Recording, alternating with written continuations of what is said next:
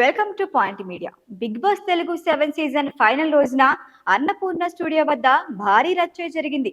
Big boss winner Prashanth అభిమానులు చేసిన ఫలితంగా అక్కడ గొడవలు జరిగాయని పోలీసులు కేసులు కూడా నమోదు చేశారు. ఇలా అన్నపూర్ణ స్టూడియో వద్ద పెద్ద గొడవే జరిగింది. ఇప్పటికే బిగ్ బాస్ షోను బ్యాన్ చేయాలని పలువురు ప్రముఖులు కామెంట్స్ చేసిన విషయం తెలిసిందే. ఇప్పుడేమో ఏకంగా మానవ హక్కుల కమిషన్ కు కంప్లైంట్స్ చేశారు. మరి ఆ డీటెయిల్స్ ఏంటో ఇప్పుడు చూద్దాం. తాజాగా బిగ్ బాస్ షో గురించి తెలంగాణ మానవ హక్కుల కమిషన్ కు హైకోర్టు న్యాయవాది అరుణ్ ఫిర్యాదు చేశారు. బిగ్ బాస్ షో అనేది ప్రజలపై తీవ్రమైన ప్రభావం చూపుతుందని ఆయన పేర్కొన్నారు.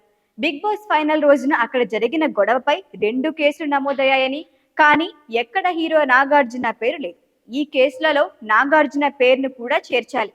ఆయన కూడా ఈ గొడవలకు బాధ్యులే. అంత గొడవ బిగ్ బాస్ నిర్వాహకులు నిర్లక్ష్యం వహించారు. దీంతో 6 ఆర్టీసీ బస్సులు, కార్లు ధ్వంసమయ్యాయి. ఇప్పటికే ఇదే విషయంపై హైకోర్టుకు లేఖను రాశారు. నాగార్జునని కూడా వెంటనే అరెస్ట్ చేయాలి అని ఆయన కోరారు. బిగ్ బాస్ తెలుగు 7వ సీజన్ లో పాల్గొన్న అమర్దీప్, అశ్విని, అక్కడే ఉన్న మరో సెలబ్రిటీ గీతూ రాయల్ కార్ల మీద దాడి జరిగింది. వారి కార్ల అద్దాలు పగిలాయి. దీంతో గీతూ రాయల్ పోలీస్ స్టేషన్ లో కేసు కూడా పెట్టారు. ఆ తర్వాత 6 ఆర్టీసీ బస్సులు, ఒక పోలీస్ వాహనంపై కూడా దాడి జరిగింది.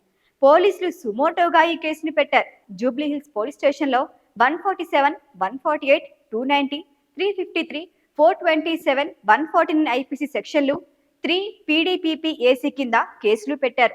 మొత్తం 2 కేసులు ఉండగా ఒకదానిలో పల్వి ప్రశాంత్ పేరు ఉన్నట్లు సమాచారం.